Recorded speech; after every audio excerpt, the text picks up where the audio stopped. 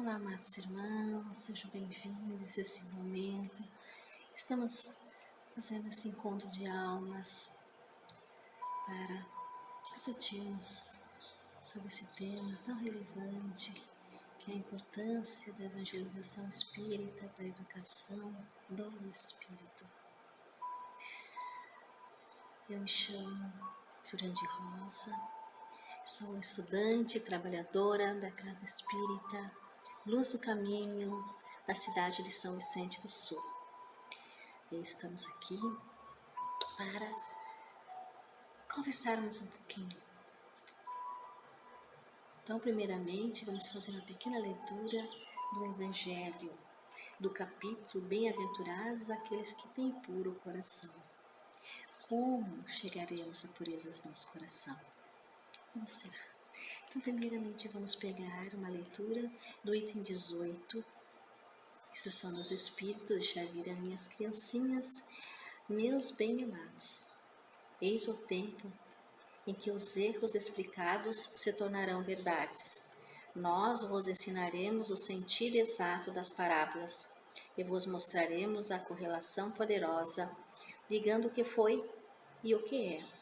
Digo-vos em verdade, a manifestação espírita larga o horizonte e eis seu enviado, que vai resplandecer como o sol sobre o cume dos montes.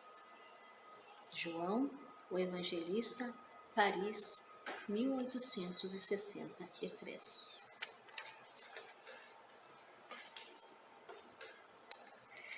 Convidamos, irmãos, para a todos fechar seus olhos físicos e juntos proferirmos uma prece.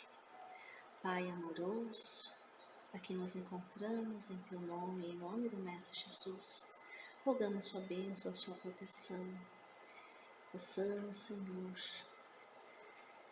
juntos nos envolvermos com o sentido da vida, do conhecimento que nos traz as orientações para podermos conduzirmos os nossos passos e daqueles a quais estão sob nossas responsabilidades o caminho do bem. Que assim seja. Então, utilizamos o capítulo Bem-aventurados, que tem puro coração.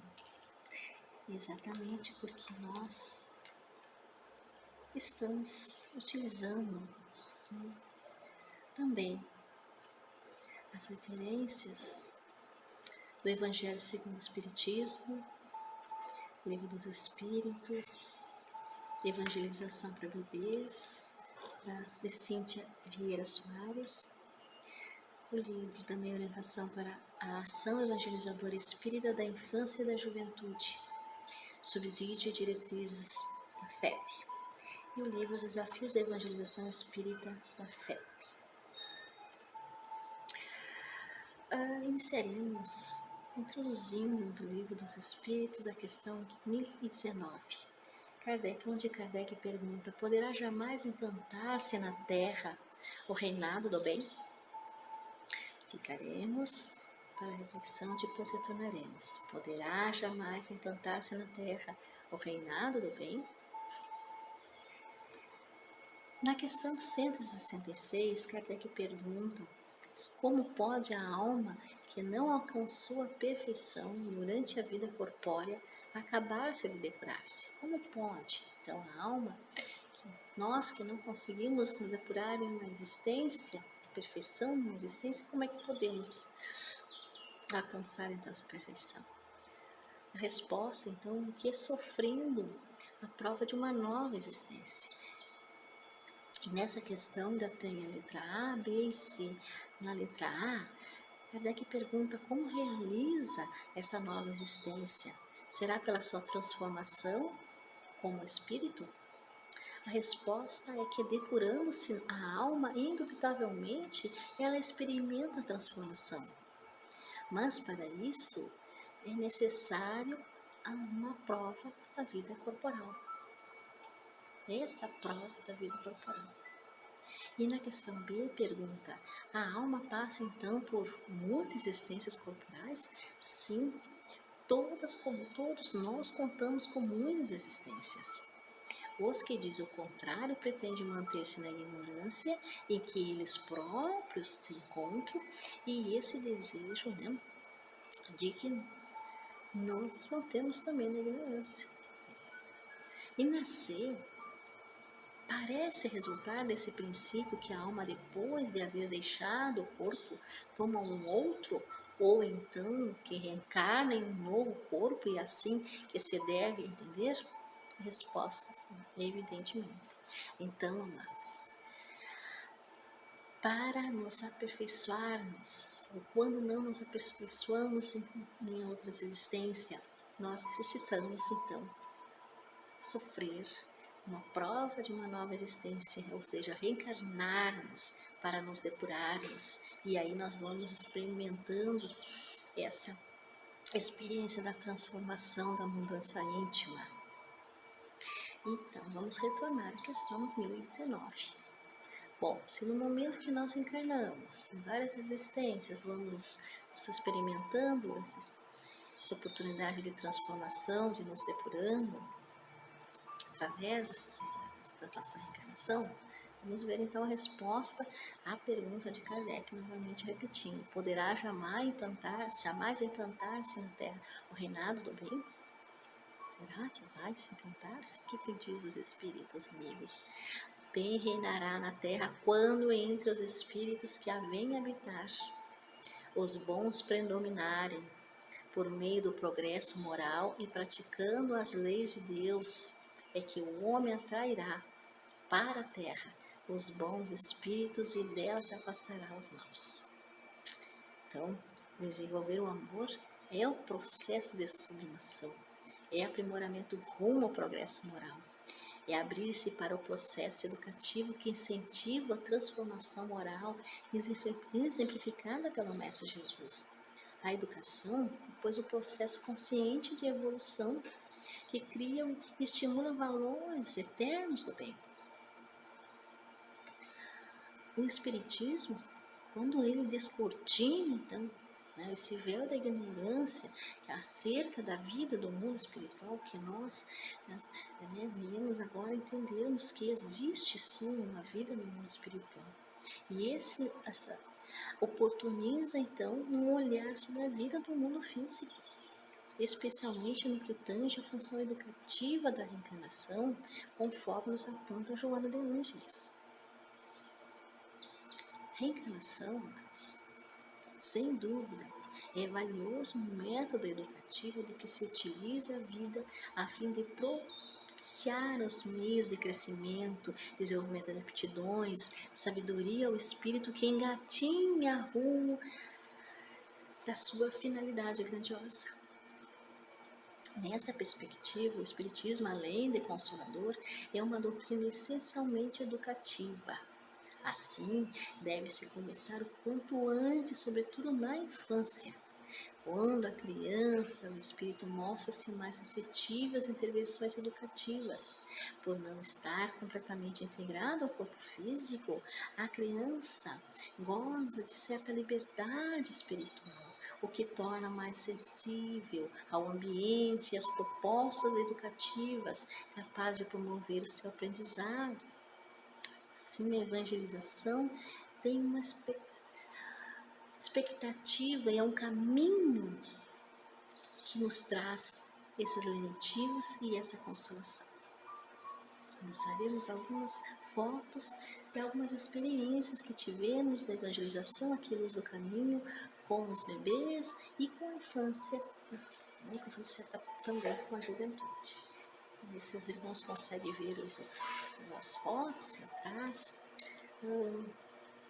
Ali, nessa foto, mostra logo no início que começamos a evangelização de bebês, porque eles já estavam maiores. Eles iniciaram bem bebês, né? Não me engano, os 2 mesinhos eles já estavam, ou até mesmo, eu acho que um mesinho, assim. Então, aqui, já estava mais à frente, já estava sentando, já, né? os 4 mesinhos, acredito aqui, utilizamos os fantoches do Jesus, utilizamos outros fantoches como dos animaizinhos, mas usamos também a música edificante, cantando sobre Jesus, cantando sobre o amor, solidariedade, trazendo essa solidariedade com o carinho entre o coleguinha, entre as mães, fortalecendo o elo do amor, esse elo mãe e filho, mãe e filha, essa relação que é tão importante de se trabalhar nesse momento com os bebês e também com os pais, porque tivemos também anteriormente, agora não temos a foto, mas também nós tínhamos o pai acompanhando a mãezinha na hora da evangelização dos bebês, levando, nós tivemos um momento que tivemos com eles ao ar livre. Aqui tem uma praça perto, onde podemos ir lá ver os pássaros, ver as nuvens, as árvores, esse contato com as árvores. Hoje já estão com 6, 7 anos, maiorzinho, acredito que vai estar mais à frente na foto, mas acho que está com 8, já em 9 anos. Então, trazendo a importância, até nós temos uma lembrança de um dos bebês que era bem pequenininho e quando ele vê a árvore, ele abraça a árvore, estava no colo do pai e dava umas mãozinhas na árvore, trazendo aqui, trabalhando os sentidos, o ver, o ouvir, o tato, a sensibilidade da criação, de amarmos a criação divina, de sentir o belo, de sentir a presença do Mestre. Aqui é a confraternização, a colaboração dos maiorzinhos com os pequenos, todos juntos fazendo essa troca de saberes. Aqui a bebê, o momento da bolinha, o sentir, das várias texturas, que eu posso sensibilizar, trazendo a música edificante, a contação da história. Aqui são os maiorzinhos fazendo as experiências, trazendo perfume, montando perfumes com materiais que são da própria natureza, para observar a natureza e ver quanto Deus nos é bom para com todos nós. E aí trazendo vários temas. Aqui é a hora da massagem, onde a mamãe tem esse contato mais próximo com o bebê, olha no olho, sorri, fala eu te amo, canta, apresenta o Mestre, fazemos a oração, trazemos o nosso amor, o nosso carinho, o nosso agradecimento e também os nossos pedidos. A arte, como trazendo essa sensibilidade do ouvir, do representar a história do Mestre, suas parábolas e tantos exemplos edificantes que nós temos, que é importante que o jovem perceba e sinta e conheça do belo, do bonito, do ver, o exemplo positivo, o quanto eles podem também fazer. Quanto eles podem ser protagonistas, sim.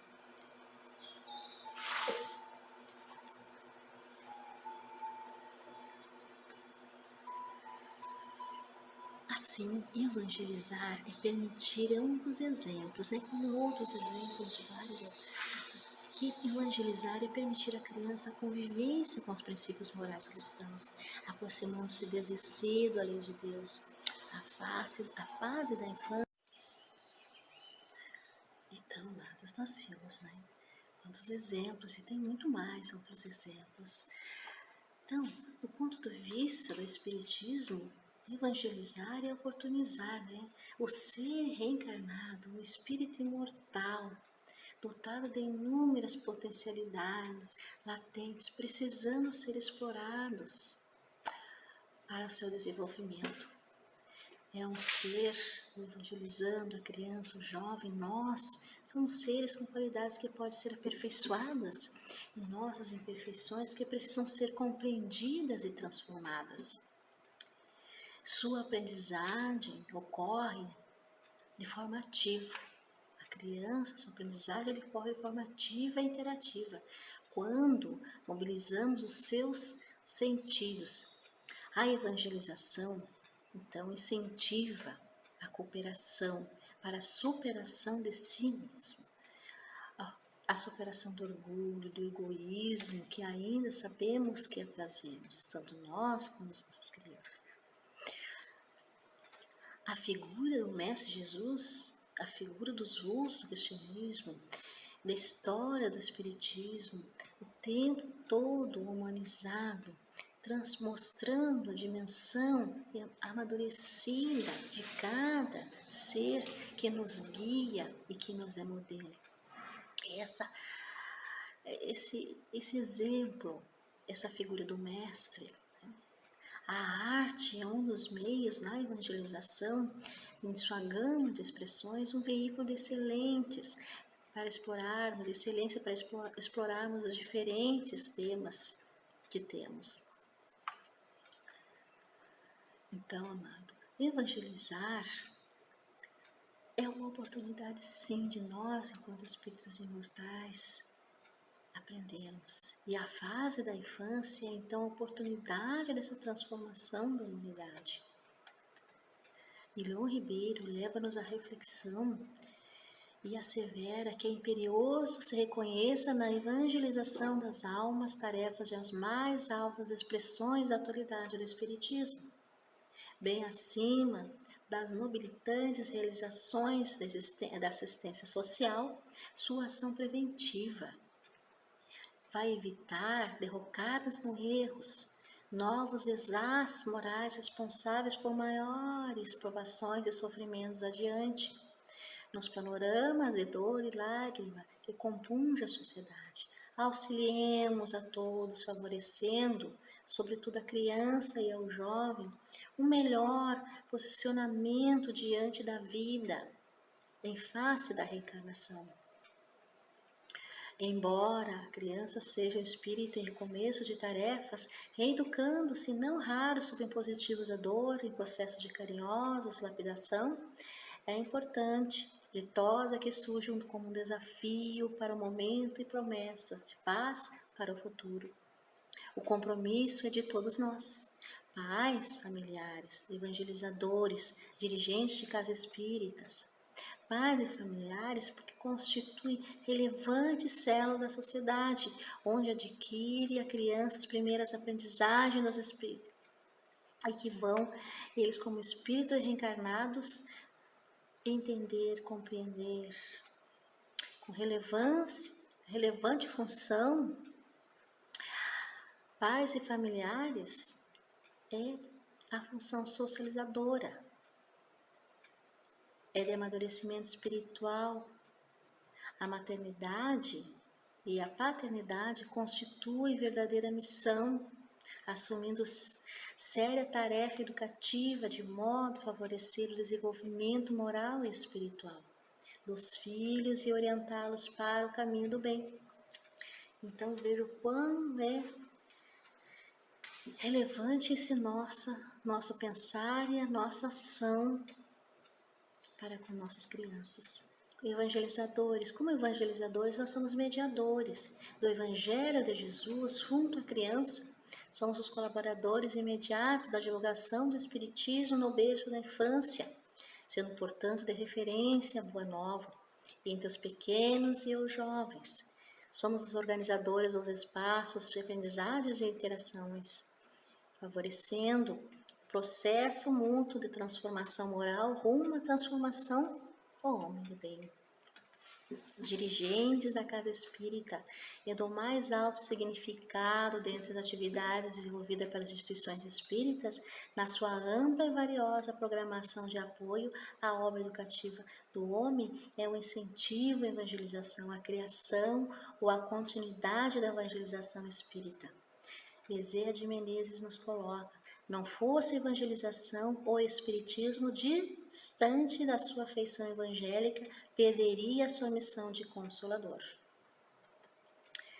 O espiritismo vem, portanto, subsidiar essa transformação moral, oferecendo aos pais tanto esclarecimento moral e libertador, capaz de promover a sua melhoria, quanto os fundamentos doutrinários para um roteiro seguro na educação dos filhos, no processo de reeducação espiritual aqui na Terra, aproximando então os filhos das leis de Deus. alicerces morais e espirituais para a base da nova humanidade na Terra, meus amados, transformada então em mundo de regeneração e de paz, conforme foi perguntado então Kardec, né? Como então será que teria, né, a Terra, a transformação, reinado do bem? Então nós já tínhamos a resposta. Como fazer? Qual é os meios, o caminho? E a evangelização espírita está aqui para ofertar a todos os interessados, abrindo, né, as oportunidades de nós conhecer esse caminho, nós e nossos pequenos e nossos jovens. Uma história, O Bem Sempre Vence, da autora Cláudia Smith, conta a história de duas meninas, eram duas irmãs, que foram ao mercado fazer compras e estavam na fila dos 10 produtos, mas aí observaram que só tinham 11, então foram para outra fila. E aí, conversando, a menor lembrou que na semana anterior tinha uma outra pessoa, tinha mais produtos e continuou na de 10. E aí, conversando e colocando, a irmã disse, né, mas o que importa é o que nós estamos fazendo. E ela salientou novamente, né, mas tem mais coisas, pessoas fazendo errado. Aí ela faz a irmãzinha fazer essa observação, mas observa a fila, quantas pessoas estão na fila, na nossa fila, na qual nós temos mais produtos. Então a importância de nós observarmos o bem, né? E mesmo que haja, que observamos as coisas negativas, possamos trazer para nós. Nós não estamos fazendo e nós não vamos fazer, ou seja, trazer exemplos positivos, simples, do bem, mas percebermos que existe alguns que não são tão equivocados, mas que nos traga sempre a reflexão, não um julgamento, mas sim de um aprendizado.